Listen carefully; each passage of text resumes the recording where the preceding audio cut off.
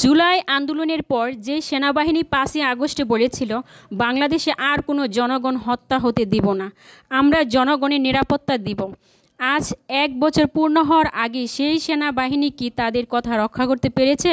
না, পারেনি।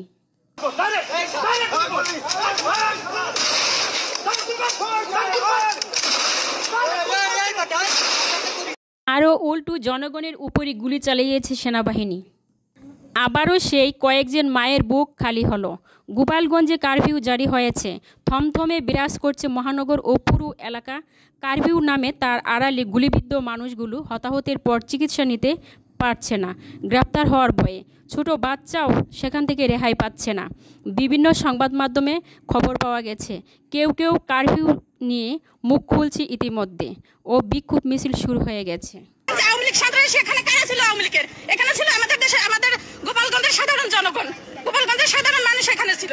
এখানে তো কোনো আওয়ামী লীগ ছিল না। আপনারা যদি আসেন অন্য জায়গা থেকে এসে আপনারা গোপালগঞ্জের মানুষের উপরে হামলা করেন, কিসের জন্য করেন? গোপালগঞ্জের মানুষ কি মানুষ না? আমরা কি এদেশের জনগণ না, নাগরিক না? তারা বলে যে গোপালগঞ্জ স্বাধীন করবে। কেন গোপালগঞ্জ স্বাধীন করার কি আছে এখানে?